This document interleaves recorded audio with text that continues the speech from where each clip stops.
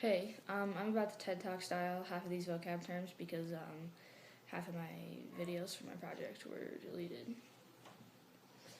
So, economics is the study of how people seek to satisfy their needs and wants. And then in that, there's so many different aspects of it. So, we can start with the circular flow, and that's the flow between firms and households through which goods and services and factors of production and money are all moved around. And so there's the factor market. That's where the firms buy the factors of production, which are land, labor, and capital, from the households. And then there's the product market, and that's where the households purchase the goods and services from the firms. So we're going to branch off into the different types of economies. We're going to start with the free market economy. So that is an economic system in which decisions on what goods and services to be produced are decided by the people in the market and what people are willing to buy and sell. And I guess kind of with that, you have consumer sovereignty, and that's basically the consumers and their money is deciding what's going to be produced.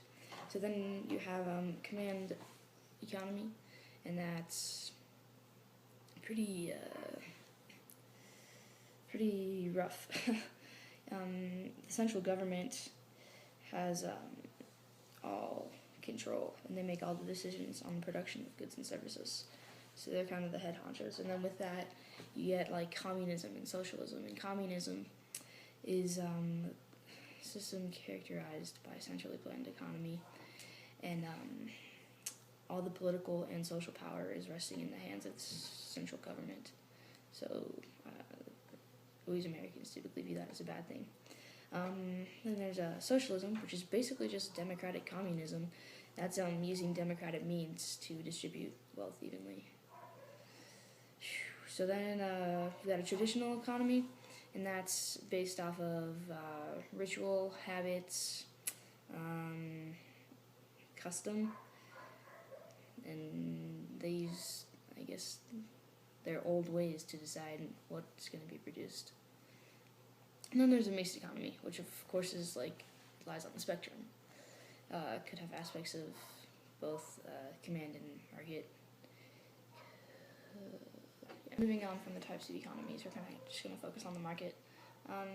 We can talk about consumers, and well, say you have $20, and with that you choose to buy potato chips, all sorts of potato chips.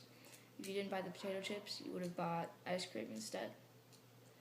That makes the ice cream your opportunity cost. It's the most desirable alternative that you gave up. And then there's also trade-offs, which is everything else you could have bought with the $20. So that's kind of an unlimited possibility for trade-offs. On different notes, we can have shortages and surpluses. So a shortage is when the quantity demanded is greater than the quantity supplied. So basically you run out of stuff for what's demanded. And then there's a surplus, and that's vice versa, when the quantity supplied is greater than the quantity demanded.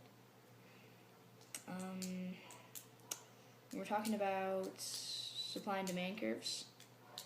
You can have fixed cost, and that's a cost that doesn't change no matter how much of the good or service is produced. So say that's rent for your factory building. You're going to pay that every month no matter how much you're producing.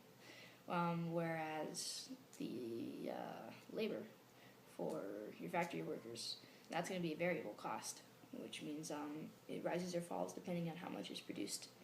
So your factory workers, depending on how much they produce, changes how much they work and how much you pay them. So that's why that's a variable cost.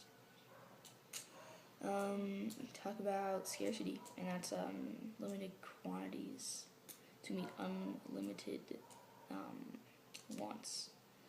So we've seen that in a lot of places, like the movie where the bottle fell. And you're like, You can have price floors, and that goes along with the price ceiling. But a price floor is basically a minimum price for a good or service. So like minimum wage, that would be a price floor, because that's the minimum that they have to pay. So I was saying, a price ceiling is a maximum someone can charge on something. So, for example, rent control. They put a ceiling on how much your landlord can charge you for rent. What are they? Flavored? Oh, flavored mouth guards. Flavored mouth guards. They make flavored mouth guards? Different color ones. I know. Hey, you guys know who Adam Smith is? He's like my best friend, but also he's a Scottish social philosopher who basically defined the invisible hand, which is a combination of self-interest and competition that works in the marketplace. He brought up laissez-faire in terms of government and economics, and laissez-faire is the doctrine that states that the government should generally not intervene in the marketplace. He also wrote The Wealth of Nations, and he was basically the man to explain the market economy. Isn't that cool? What are you doing? So, in economics, when we're talking about the production of goods and services, there could be an absolute advantage, which is the ability to produce more of a given product using a given amount of resources. And that could also be called a natural advantage. And then there's a comparative advantage. That's the ability to produce the product most effectively given all the products that could be produced. And so with those two things, we get specialization, which is basically when a group, or I guess a firm, a company produces whatever they can best. They produce whatever they have the absolute advantage in. So in economics, we have the three basic economics questions, and that would be what to produce, how to produce, and for whom to produce. When thinking about the three basic economic questions, you also want to be thinking on the margin, which I guess would be considered deciding whether or not to use one additional unit of a resource, and what using that one additional unit will do, if that will benefit you or not. And with that, we also have the marginal cost, and that's the cost of producing one or more unit of a good. Sasha, what have you read about depression and what helps best? Or what do you think helps best, honestly?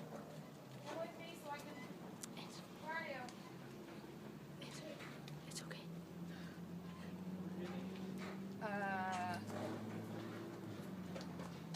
Being that I work in the marijuana industry, I would have to say I've seen marijuana helping that. Alright, so she has tastes and preferences towards marijuana to help with depression. There's also, she's seen it. There's lots of science to back it up, lots of examples. With that, taste and preferences, that is a factor that could cause a shift in demand, actually. Sniper, take the shot if you have it. Take the shot if you have it. Sir, we've just been informed that eggs are gone. Repeat, we do not have any more eggs. This could also be called a supply shock, which is a very sudden, For what? very, very sudden shortage. Over. Let's talk about the laws of supply and demand. So the law of supply is basically that the tendency of suppliers is to offer more of a good at a higher price and less of a good at a lower price. The tendency with the law of demand is that consumers will buy more of a product when its price is lower and less of it when its price is higher. So then there's equilibrium price, and that's when quantity demanded equals quantity supplied. Go. She's waiting for you. Whoa! Since it's almost summertime, if costs of water guns were to increase drastically, then consumers would probably start buying more water balloons. Now this is the substitution effect, which is when consumers react to an increase in price of goods by consuming less of that good and more of other goods. They basically substitute it for something that they could use instead. In this case, water balloons for water guns. You're getting people wet either way. You're walking along, you see the $5 CD bin. You say, dang, I only have $4 in my pocket. Well, if you're smart, you could find an employee and ask them if they would sell it to you on the down low. That's DL for $4. Now this would also be considered the black market because it's technically illegal. If I were looking at beer instead of vegetable seeds, I would be looking at regulation, and that would be the government intervening in the market and affecting the production of a good, or in this case, where the good can be sold. Sasha, what's the limit of the proof in alcohol that can be sold in like a grocery store? 3.2. All right, so that's a regulation that government has placed. On a completely unrelated note, positive and normative economics. So positive economics is the branch of economics that describes the behavior of the economy and the reasons for it, but do not prescribe any economic policy to modify it. Whereas normative economics is a theory that makes judgments and prescribes what should be done to solve economic problems. Right? Right.